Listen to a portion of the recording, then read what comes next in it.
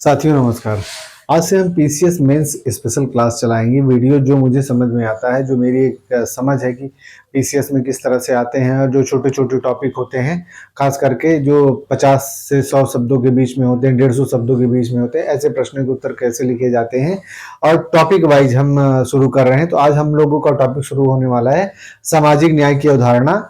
इसके बाद फिर महिला सशक्तिकरण और अनुसूचित जाति अनुसूचित जनजाति 1989। ठीक है, ये मैं सामाजिक न्याय की अवधारणा लिख दिया हूं। ठीक है, दूसरा है महिला सशक्तिकरण, इसी से जुड़ा हुआ पोर्शन है सशक्तिकरण। इसके बाद है फिर अनुसूचित जाति और जनजाति, अनुसूचित जनजाति 1989। ठीक है, तो 1989 इसलिए मैंने लिख दिया कि एक SC STओं के लिए एक प्रकार से कह सकते हैं कि वो कानून है जो उनको एक प्रकार से सामाजिक न्याय प्रदान करता है और इसकी बहुत ही महत्वपूर्ण है। ठीक है, अगर आप सामाजिक न्याय लिखने जा रहे हैं तो सामाजिक न्याय में अगर आप इसको अनुसूचित जनजाति या अनुसूचित जाति और जनजाति 1989 को कोड नहीं करेंगे और इसमें जो कुछ दिए गए हुए हैं, जो जो चीजें दी गई हैं जिससे SC ST कम्युनिटीज को लाभ मिलता है या संरक्षण मिलता है या कानूनी उनको एक कह सकते हैं कि संरक्षण मिलता है, अगर आप इसमें जो बातें कही गई हैं अगर उसको आप नहीं बताएंगे या आप कोड ही कर दीजिए, अगर सामाजिक न्याय की बात कर रहे हैं तो आप इसको कोड कर दीजिए। ठीक है, प्रश्न मान लीजिए आ गया कि सामाजिक न्याय की अवधारणा। ठीक है, मान लीजिए निबंध भी आ गया, तो एक प्रकार से मैं इस तरह से बता रहा हूं कि आपको मोटा मोटा पूरा समझ में आ जाएगा। अगर बात आ जाती है सामाजिक न्याय की अवधारणा की बात, तो देखिए सामाजिक न्याय की अवधारणा में दो चीजें हैं। पहली बात तो क्या है, पहली बात तो यह कि सामाजिक न्याय किसके लिए की बात की गई है, यानी कि अन्याय किसके साथ हुआ है। तो हमारे संविधान में जो बातें कही गई हैं, जो तथाकथित हमारे समाज में परंपरा से सुना गया है, जो लिखा गया है, इतिहासकारों द्वारा बताया गया है, सामाजिक न्याय की मांग दो लोगों के लिए की गई, जो दबित है, जो वंचित है, जो शोषित हुए हैं। तो एक तो कौन है, महिला है। ठीक है, और दूसरा अगर शूद्र की बात की जाए, शूद्र क्या मतलब कि वंचित वर्ग, शोषित वर्ग, यही है। ठीक है, शोषित वर्ग यानी कि जो शूद्र है, यानी कि इसमें SC ST कम्युनिटी है, यही मेन है। ठीक है, जो वो शोषित हुआ है, तो अन्याय किसके खिलाफ हुआ है, इन्हीं दो लोगों के खिलाफ हुआ है। तो न्याय किसके लिए दिया जाएगा संविधान में किसके लिए कहा गया है, इन्हीं लोगों के लिए इस प्रकार से कहा गया है। और सच पूछिए तो जो संविधान की प्रस्तावना है वो बेसिकली अगर सामाजिक आर्थिक न्याय की बात करती है, अगर अवसर की समता की बात करती है, धर्म जाति लिंग भेद के आधार पर विभेद की बात करती है, अस्पृश्यता के बात करती है कि नहीं, इन सब सारी चीजों का एक मतलब अगर आप फंडामेंटल राइट को अगर देखेंगे तो वो प्रेमबल जो भारत की प्रस्तावना मतलब जो संविधान की प्रस्तावना है, वो उसका एक प्रकार से कह सकते हैं कि ऐसा बेस है कि मतलब संविधान के पूरे जगह पे आपको वही दिखाई पड़ता है। जैसे जो राज्य के कल्याणकारी आदर्श की बात की गई है, यानी कि जो राज्य का एक कल्याणकारी तत्व है, जो इस चीज को डायरेक्टिव प्रिंसिपल बोला जाता है, 36 से 51 तक राज्य के नीति निर्देशक तत्व, यानी कि वो राज्य के कल्याणकारी तत्व की बात करता है कि उसमें क्या क्या होना चाहिए।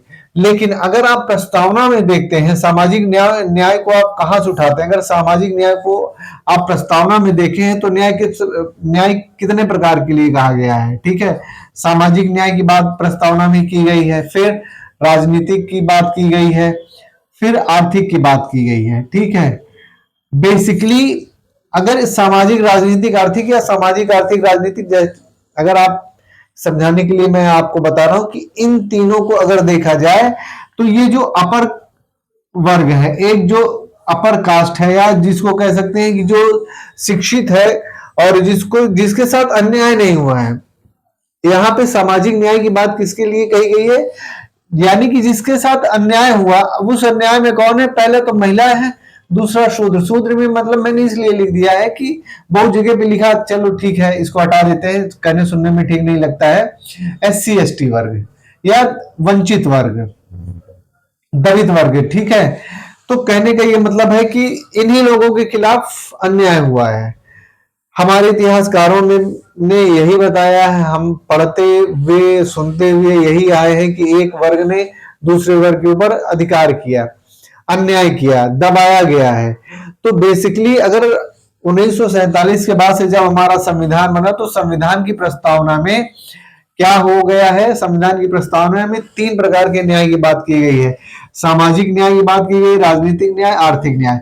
आज हम सामाजिक न्याय को प्रस्तावना के संदर्भ में देखने वाले हैं। ठीक है, कहने का मतलब है यह है कि सामाजिक जो न्याय है ये कैसा सामाजिक न्याय है, यानी कि जो जिनके खिलाफ अन्याय हुआ है, तो अन्याय दो ही वर्ग के खिलाफ हुआ है, दो लोगों के खिलाफ हुआ है, हर प्रकार से, राजनीतिक रूप से हुआ है, सामाजिक रूप से, सांस्कृतिक रूप से, आर्थिक रूप से, चाहे जितना भी आप कह लीजिए, पर यह बात तो सच है कि अन्याय तो हुआ ही हुआ है। तो ऐसी स्थिति में हम प्रस्तावना को आधार बनाते हैं और प्रस्तावना में जो कहा गया है 3 प्रकार का न्याय, सामाजिक न्याय को ही हम उठाते हैं। तो आज का हमारा जो विषय रहने वाला है वो सामाजिक न्याय। तो सामाजिक न्याय आखिर कैसा होना चाहिए और किसके लिए होना चाहिए? आपका उत्तर क्या होना चाहिए? सामाजिक न्याय की अवधारणा विशेषता ऐसे लोगों के, ऐसे समूह के लिए है जो शोषित, वंचित, जो एक वर्ग के द्वारा हर समय दबाए गए हैं। सामाजिक न्याय की अवधारणा में राजनीतिक है, आर्थिक है, सामाजिक तो है, सांस्कृतिक है। हर व्यक्ति को एक स्तर तक जीवन जीने की गरिमामय कह सकते हैं कि उपलब्धता सुनिश्चित की जाए, तब जाके सामाजिक न्याय की अवधारणा को हम थोड़ा बहुत फुल कर सकते हैं। जब आप अगर लिखेंगे तो इस तरह से, कहने का क्या मतलब है? अब देखिए, सामाजिक न्याय की अवधारणा में अगर देखा जाए तो इसमें एक महिला समूह आ गया है, ठीक है। दूसरा कौन सा आ गया है? SC ST, यानी कि जो एक तीसरा भी समूह है जो इन सब से अलग है। मान लीजिए कि शोषित वर्ग है, ठीक है। शोषित तो वो वर्ग भी है, शोषित वर्ग में जैसे कि अगर आप बहुत सारे ऐसे जो SC ST से ऊपर भी है ना, ब्राह्मण से, और कह सकते हैं कि ब्राह्मण और क्षत्रिय से नीचे हैं, तो वो लोग भी कई जगह पे उन लोगों के साथ भी अन्याय हुआ है। तो 3 प्रकार का वर्ग है, पहला वर्ग ये है, दूसरा वर्ग ये है, तीसरा वर्ग ये है, ठीक है। इसमें हम कह सकते हैं कि अदर पर्सन आ गए हैं, ठीक है, अदर लोग हैं। तो अब सबसे पहले इन लोगों को क्या चाहिए? इन लोगों को चाहिए सामाजिक न्याय की प्रथम जो मूलभूत मांग होती है, जो पहली डिमांड होती है, वो यही होती है कि सामाजिक संरक्षण, ठीक है। ये आप पॉइंट अगर बना के लिखेंगे तो सबसे बड़ी चीज होती है, ठीक है, कानून की सर्वसुलभता, कानून की सर्वसुलभता, ठीक है, जातिगत व लिंगगत भेदभाव की समाप्ति, लिंगगत भेदभाव की समाप्ति, ठीक है।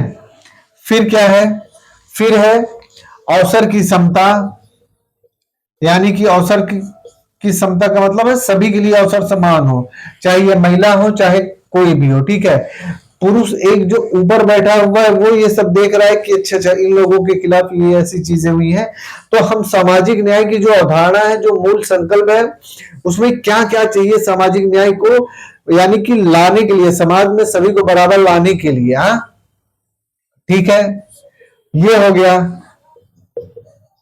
राजनीतिक न्याय, ठीक है। फिर आर्थिक न्याय, ठीक है। ये तो हो गया कि किताबी चीजें, ठीक है, जो एक प्रकार से कह सकते हैं कि बहुत कुछ, मतलब कि बहुत एक प्रकार से किताबी चीजें हैं जो आपको बतानी ही बतानी है। कुछ चीजें होती हैं व्यवहारिक चीजें, ठीक है। अब जैसे अगर ये सब महिला से संबंधित है, अगर आप चाहें तो इनको भी SC ST के लिए भी जोड़ सकते हैं, शोषित वर्ग के लिए भी, लेकिन महिला को हम पहले ले रहे हैं। और सामाजिक न्याय की अवधारणा की जो मूल मांग है वो महिला सशक्तिकरण, और SC ST 1989 का जो एक्ट आया था उसके संदर्भ में ये सब सारी बातें हो रही हैं, ठीक है। आप पॉइंट आउट इन लोगों के लिए भी कर सकते हैं, अगर लिख देंगे पॉइंट आउट और एक एक लाइन लिख देंगे तो नंबर आपको बहुत अच्छा मिलेगा, ठीक है। दूसरी बात, जैसे मैंने कहा है कानून की सर्वसुलभता, यानी कि कानून बनाना ही जरूरी नहीं है, उस कानून को अप्लाई कैसे किया जा रहा है। जैसे SC ST के लिए 1989 का एक्ट अप्लाई किया जा रहा है कि नहीं। संविधान में जो फंडामेंटल राइट जैसे अस्पृश्यता का सिद्धांत है, लोक नियोजन में अवसर की क्षमता का सिद्धांत है, आर्टिकल 15 है, आर्टिकल 14 विधि का शासन है, ठीक है। तो अगर देखा जाए तो जो आर्टिकल 14 विधि का शासन है, ठीक है, ये इतना इंपॉर्टेंट है कि कुछ कहने की बात नहीं। एक राज्य के लिए ये विधि का शासन सर्वोपरि है। अगर राज्य जो विधि का शासन चल रहा है और विधि के शासन को अप्लाई कर रहा है तो सामाजिक न्याय तो आ ही जाएगा, ये तो तय मान लीजिए।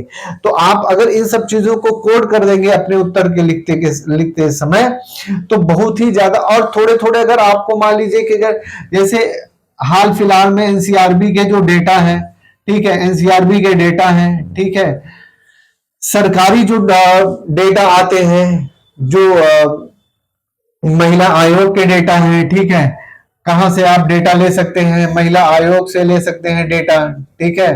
ये सब डेटा ऐसे हैं जो आपके उत्तर को और सुंदर बना सकते हैं, ठीक है। इसके बाद फिर कौन सा, मानवाधिकार का जो डेटा है, ठीक है, राष्ट्रीय व अंतरराष्ट्रीय, खास करके भारत में ही अगर देखा जाए, ठीक है। इसके बाद सरकारी अन्य डेटा जो आपकी परीक्षा के प्रश्न में जो आए हुए हैं उनके संदर्भ में, अगर इन सब डेटा को भी अगर आप लिख लेंगे और थोड़ा थोड़ा एक सिर्फ कह सकते हैं कि 20-20 वर्ड अगर आप लिख देंगे डेटा में तो आपका उत्तर जबरदस्त हो जाएगा, ठीक। तो सामाजिक न्याय की अवधारणा में क्या क्या आता है, जैसे सामाजिक संरक्षण है, कानून की सर्वसुलभता है, जातिगत व लिंगगत भेदभाव की समाप्ति, अवसर की समता, राजनीतिक न्याय, आर्थिक न्याय, ठीक है।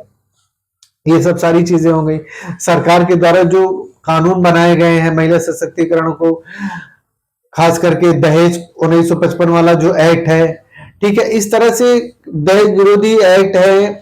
और मतलब ये आपको बताना ही बताना पड़ेगा। अगर महिला से संबंधित, महिला सशक्तिकरण से संबंधित प्रश्न आ रहा है तो दहेज से संबंधित जो एक्ट है उसको आपको बताना पड़ेगा, बाल विवाह से संबंधित जो एक्ट है उसको बताना पड़ेगा, ठीक है। अभी जो निर्भया केस आया हुआ था जो है बहुत ही दुखद केस था, ठीक है, घटना घटी थी, वो केस जो घटना घटी थी उसके बाद जो केंद्र सरकार ने एक बहुत ही जबरदस्त कानून बनाया था उसको आप कोट कर सकते हैं, ठीक है, ऐसे के घटनाओं को दोबारा रोकने के लिए। तो इन सब केसेस को आपको लर्न करना पड़ेगा, ऐसा नहीं है, क्योंकि उत्तर आपका कैसा होना चाहिए, बिल्कुल कंपाइल होना चाहिए, ठीक है, यानी कि बिल्कुल बंधा हुआ उत्तर होना चाहिए। सामाजिक न्याय की अवधारणा में महिला है, एससी एसटी है, शोषित वर्ग जो तीसरा वर्ग है वो भी है, ठीक है। तो इन कानूनों को सामाजिक न्याय के दायरे में लागू करना चाहिए, किसके द्वारा, राज्य के द्वारा। और जो राज्य के कल्याणकारी तत्व हैं, आप देखिए जब भी ऐसे प्रश्न को लिखिए उसको संविधान से कोरिलेट करिए। जैसे बताया मैंने कि अगर मान लीजिए कि आ जाए कि महिला सशक्तिकरण क्या वाकई भारत में इस समय चरितार्थ हो रहा है, या जो लिंगगत भेदभाव थे वो समाप्ति की ओर है, या लिंगगत भेदभाव में कमी आई है। हाल फिलहाल के जो सरकारी आंकड़े हैं उससे इसकी आप आलोचनात्मक व्याख्या करिए। एक प्रश्न ये हो गया। दूसरा प्रश्न, हाल फिलहाल में अनुसूचित जाति जनजाति 1989 के दुरुपयोग को आप किस तरह से देखते हैं? क्या इसके पक्ष को और मजबूत बनाने के लिए सरकार को कुछ करना चाहिए, या इसके जो सकारात्मक पक्ष हैं उसको सरकार आम लोगों तक नहीं पहुंचा पाई है, या इस बात की जानकारी नहीं? तो ऐसे ऐसे तमाम सारे आजकल के इस तरह से व्यवहारिक प्रश्न बन रहे हैं जिसमें कि आपको उत्तर ढूंढना पड़ेगा, ऐसा नहीं है। तो जैसे मैंने बताया सामाजिक न्याय की अवधारणा, ठीक है, ये महिलाओं से संबंधित है, एससी एसटी से, एक जो तीसरा वर्ग है जो ऊपर के दो वर्गों से जो निचला का तबका था, ठीक है। तो इस तरह से अगर आप देखेंगे तो आपका उत्तर अच्छा रहेगा। आपको डेटा देना पड़ेगा, महिला आयोग एनसीआरबी डेटा है, मानवाधिकार आयोग सरकारी डेटा है, आप उसको देखते रहिए, पॉइंट आउट करते रहिए। बाकी सामाजिक न्याय की अवधारणा का जो मेन संकल्प है वो ऐसे लोगों के लिए है जिनके खिलाफ अन्याय हुआ है, खास करके महिलाओं के और शूद्रों के, एससी एसटी, ऐसे जो दबित है, शोषित है। तो कहने का मतलब यह है साथियों कि आपको ये सब पॉइंट नोट करके आपको इस तरह से लिखना पड़ेगा, एक एक दो दो लाइन बनाना पड़ेगा। अब यहाँ तो लिखवाया नहीं जा सकता, इसी वजह से मैंने पॉइंट आउट कर दिया है। और अगर आपको समझ में आए अच्छे पॉइंट तो आप नोट कर सकते हैं, ऐसा नहीं है। फिर देखते हैं जो अनुसूचित जाति जनजाति 1989 का जो कानून आया था, उस कानून के लागू होने के बाद से समाज में जो एक भेदभाव था, जो छुआछूत था, जो जाति प्रथा थी, उस पे क्या कुछ लगाम लगा है कि नहीं लगा है? हाँ, उसका कुछ असर हुआ है कि नहीं हुआ है 1989 का? तो इसका ये किस लिए आया था? ये जाति प्रथा को समाप्त करने के लिए आया था, ठीक है, जाति प्रथा की समाप्ति के लिए आया था, ठीक है। फिर किस लिए आया था? छुआछूत के खिलाफ आया था, छुआछूत की समाप्ति के लिए आया था। फिर सामाजिक समता के लिए आया था, ठीक है, और गरिमापूर्ण जीवन के लिए आया था, गरिमामय पूर्ण जीवन के लिए आया था। अगर आप मेन पॉइंट अगर देखेंगे तो ऐसे निकालने, अगर अनुसूचित जाति जनजाति 1989 से अगर आप निकालने की कोशिश करेंगे, जो उसमें एक्ट आए हुए हैं, उसमें जो अनुच्छेद है, आर्टिकल्स अगर आप देखेंगे तो बहुत सारे अनुच्छेद हैं, लेकिन अगर उसमें से अगर आप उसका क्रीम निकालने की कोशिश करेंगे तो वो एक्ट लाया क्यों गया था कानून? जाति प्रथा, छुआछूत को, सामाजिक समानता के लिए और गरिमामय पूर्ण जीवन के लिए। क्योंकि एक ऐसा शोषित, दबित, वंचित वर्ग है जो गरिमापूर्ण जीवन नहीं जी पा रहा है, और संविधान में जो कहा गया है वो नहीं हो पा रहा है। विधि का शासन उस तरह से नहीं अप्लाई हो पा रहा है समाज में, खास करके ऐसे लोगों के ऊपर जो अभी भी समाज के एक वर्ग को दबा रहे हैं, उनके अधिकार को छीन रहे हैं, उनके अधिकार को कुचल रहे हैं। अधिकार का मतलब साथियों ये नहीं होता है कि हम अपने अधिकार का ढिंडोरा पीटे। अधिकार का सही मायने में ये मतलब होता है कि हम अपने अधिकार को समझे और दूसरे के अधिकार को भी बराबर उतना ही समझे जितना मेरा अधिकार है। मैं मनुष्य हूं, इस बात में मेरा अधिकार है कि मुझको सामने वाले से मानवतापूर्ण व्यवहार करना चाहिए, ये मेरा अधिकार है। आपको बेसिकली अधिकार मिला हुआ है संविधान की तरफ से, पर उसका अतिक्रमण नहीं करना है, क्योंकि संविधान की नजर में सभी लोग एक बराबर हैं। लेकिन इस एक्ट को लाने की क्या जरूरत पड़ी, जब अगर संविधान चल ही रहा था? भाई संविधान 1950 से पूरे देश में लागू था, ये एक्ट लाया गया है 1989 में। कारण यही था कि इन लगभग 40 सालों में अपेक्षित सुधार और सामाजिक न्याय नहीं देखा गया, ठीक है। ये जरूरत महसूस की जाने लगी थी कि नहीं, एक ऐसा कानून आना चाहिए जो अभी भी समाज में अधिकांश छुआछूत, ऊंच नीच की खाई जो है वो है, उसको समाप्त नहीं किया गया है, तो इसलिए उस कानून को लाया गया है। देखिए, मैंने शुरू में ही कहा था कि कानून का अप्लाई होना जरूरी है। कानून बन जाए, उसका दुरुपयोग हो, ये जरूरी नहीं, कानून का सही उपयोग होना चाहिए। मैं फिर से कह रहा हूं, कोई भी कानून तभी अच्छा हो सकता है जब उसको अप्लाई करने वाले लोग अच्छे हो। आप कितना भी अच्छा, जैसे अम्बेडकर जी ने क्या कहा था कि संविधान हम चाहे जितना अच्छा बना दें, पर उसको लागू करने वाले अगर लोग अच्छे रहेंगे तभी संविधान है। बेसिक सी बात है, कोई भी कानून, कोई भी संविधान तभी अच्छा हो सकता है जब उसको लोग भविष्य में जो लागू करने जा रहे हैं वो उसकी भावना को समझे। तो 1989 में ये इसी भावना के साथ कानून आया था कि इन सब चीजों की समाप्ति हो। कुछ सुधार तो है ही, ऐसा नहीं कहा जा सकता है। छुआछूत, जात प्रथा जो पहले गांव देश में समाज में दिखाई पड़ती थी, ऊंच नीच की खाई दिखाई पड़ती थी, वो कम तो हुई है। अब वो चाहे कानून का डर हो, चाहे जो भी डर हो, पर यह है कि 1989 का एक सकारात्मक प्रभाव तो है, पॉजिटिव असर है, ठीक है। ठीक, सबसे बड़ी ये चीज है कि जो हम कहते हैं कि शिक्षा शिक्षा का अवसर, यानी कि शिक्षा का अवसर सबके लिए होना चाहिए। इसीलिए अगर आप देखेंगे तो केंद्र सरकार ने प्राथमिक शिक्षा को निःशुल्क कर दिया है, और इसको फंडामेंटल राइट में 2002 में जो एनडीए की सरकार थी, वाजपेयी जी की सरकार थी, तो शिक्षा का अधिकार, राइट टू एजुकेशन लेके आए थे, ठीक है। 2010 से उसको लागू किया गया था जब यूपीए की सरकार थी। मकसद यही है कि 1 से लेके 5 तक जो बच्चे ड्रॉप आउट होते थे स्कूल में, वो खास करके इन्हीं एससी एसटी, जो शोषित वर्ग, दबित ऐसे लोग हैं, इनके बच्चे क्या होता था कि पढ़ते नहीं थे। कारण क्या होता था कि आर्थिक रूप से वो कमजोर है, ठीक है। तो इसलिए शिक्षा का, अगर कोई भी सामाजिक न्याय अगर वाकई अगर बदलना चाहता है समाज को, समाज के दृष्टिकोण को, तो मूलभूत जो सबसे बड़ी चीज है कि शिक्षा, खास करके जो बच्चे हैं, जो नौनिहाल बच्चे हैं, जो छोटे से बच्चे हैं, तो इसीलिए शिक्षा को भी बहुत सबसे महत्वपूर्ण बात कही गई शिक्षा के लिए। और हमारे जो नीति नियंता है, जो देश को चलाने वाले लोग हैं, इस चीज को समझा, उन लोगों ने देर से ही इस कदम को उठाया गया, पर ठीक ठाक कदम था। तो शिक्षा का अवसर मिले, शिक्षा का अधिकार सबके लिए हो, इस चीज की उपलब्धता तभी हो सकती है जब विधि का शासन सही से हो, ठीक है।